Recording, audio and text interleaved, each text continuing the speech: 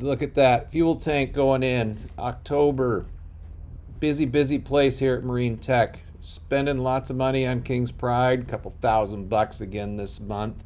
But if you're getting work done, that's what happens. In the summertime, we didn't spend money, but we didn't get anything done. Now, this episode, we're going to showcase about a half a dozen or more different projects and things that are going on. Lots of student involvement, and just like this tank going in back under the quarter berth. So here we go. Okay, Matt, October, what do you got going on? Well, here we are in October. We actually have a rare sight of the sun out today after a good blow, which has given us a great opportunity to be inside. We have our sailboat rigging class working to get our spar ready to go up in the air. We've got our mast here inside the shop, as well as our boom, and we're doing a lot of different projects on it, getting ready to get that thing in the air and back on the boat in November.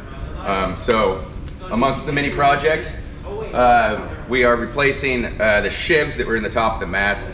We previously had wire rope halyards on this boat, and the shivs were designed kind of with that deep V for wire halyard, which is not ideal. Plus they're kind of ugly and worn out.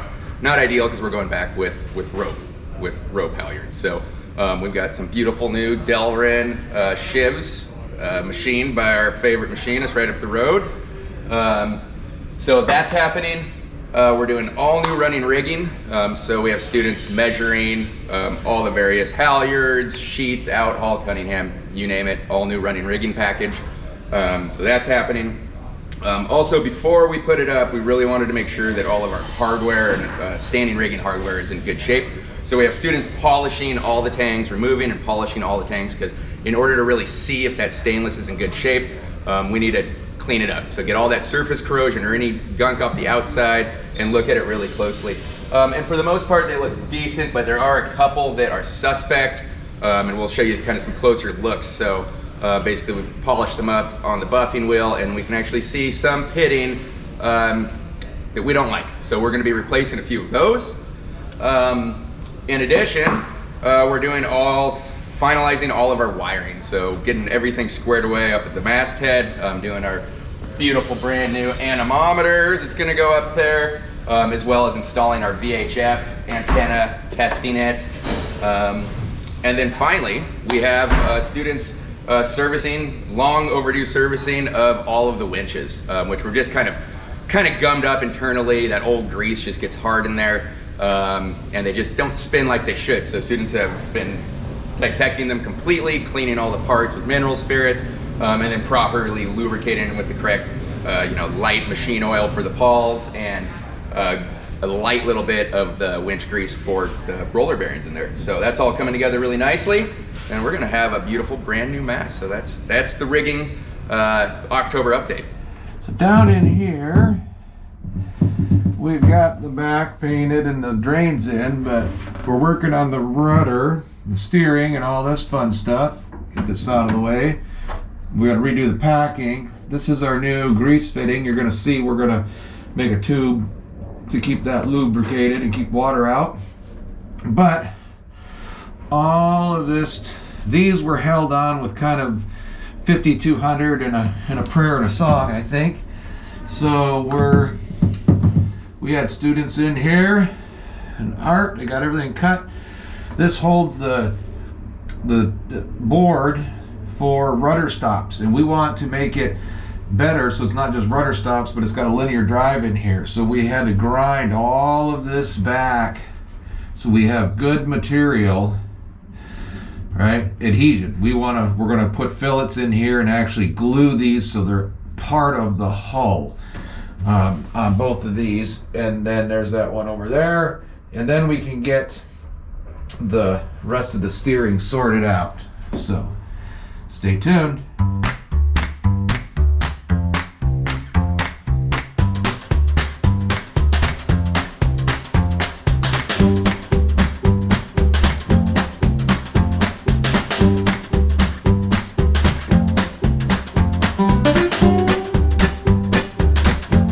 Okay, look at that. That's a much better way to attach these supports for our rudder stops and potentially for a autopilot. Those are now integral and part of the hull. Way to go, team.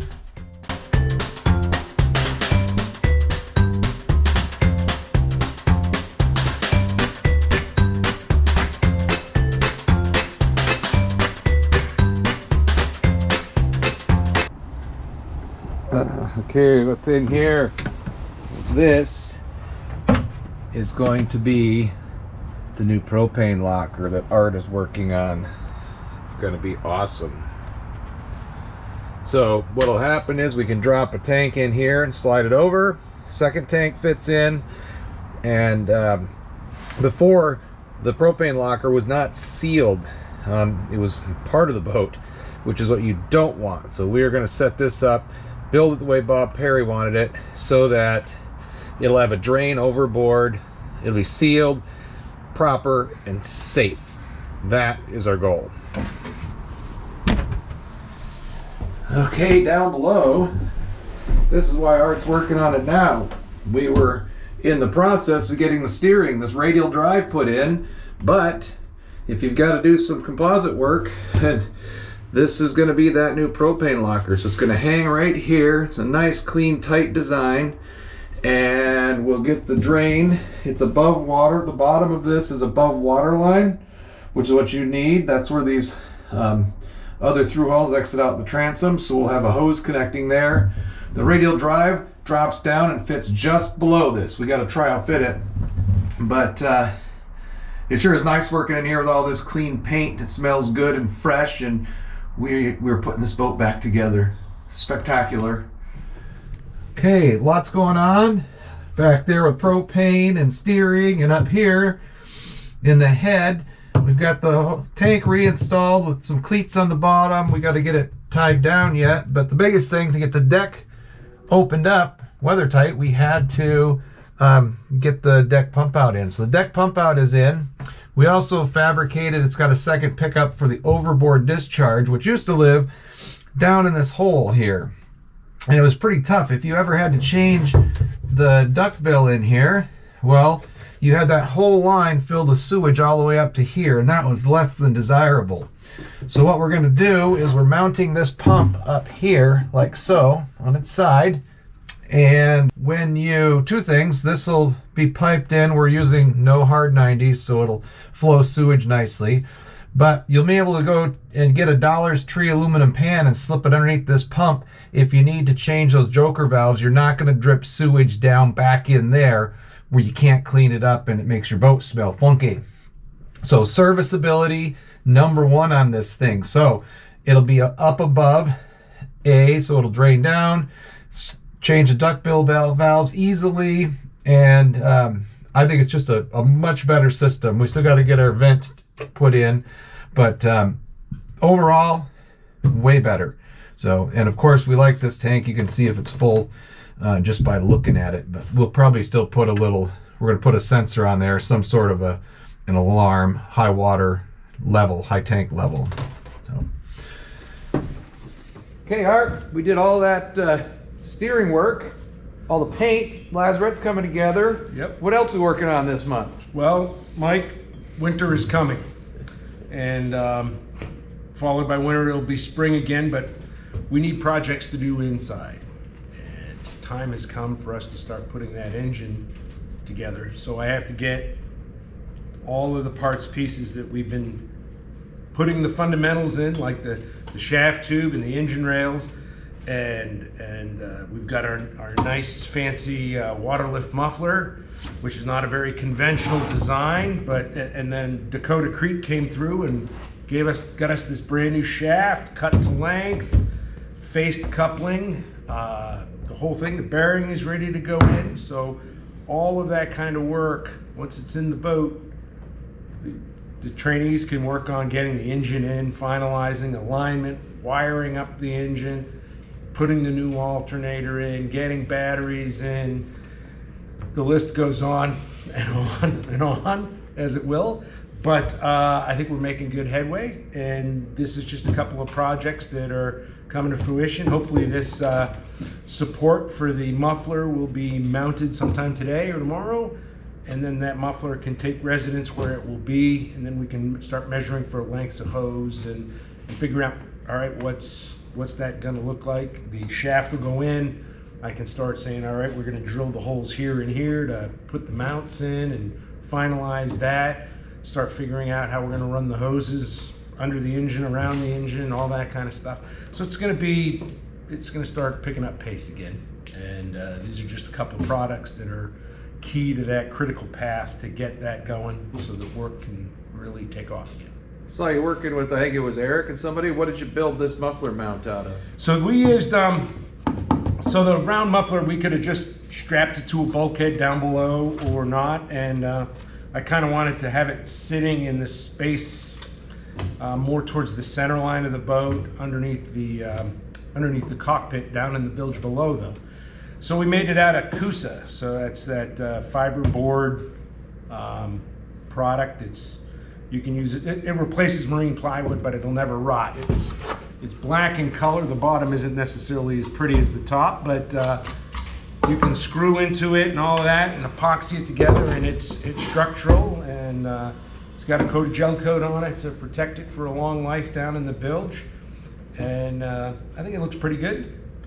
The parts that will ever be seen again look just fine, and I think it's strong enough. This nylon band is never going to get hot enough to be a problem. Its job is just to hold the thing to the saddle, and I think once we get it in there, it should look good and be fine.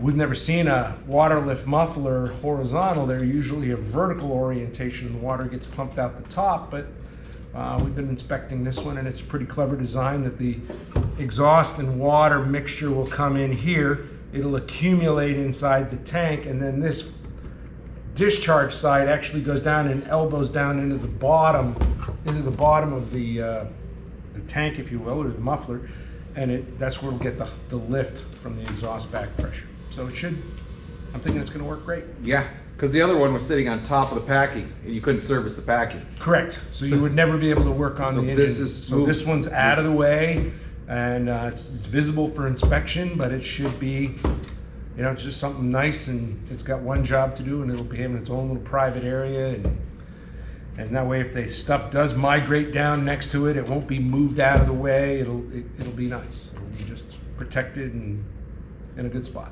Excellent. Can't wait to see that thing installed. Me too.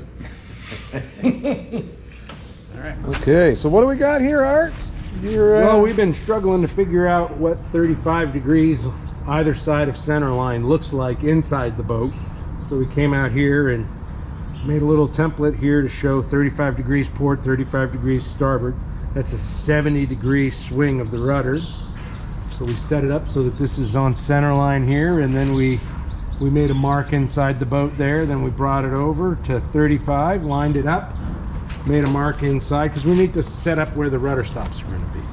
Right. We need to make sure they're positive rudder stops, and then when we apply the autopilot, it doesn't get damaged the first time they turn the rudder. We want them to be coincident so that they stop. The mechanical stops is the same edge that the rudder, the linear autopilot drive goes to. Yeah. Yep.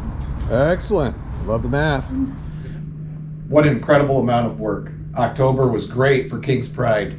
Big shout out to Art and students. We had so many work days last month, and as you can see, we're on track hopefully to get this boat back in the water by next June. So November is a little bit of a shorter month, but we're going to see that mast go back on and some of these projects coming to be. So stay tuned, and thanks for watching.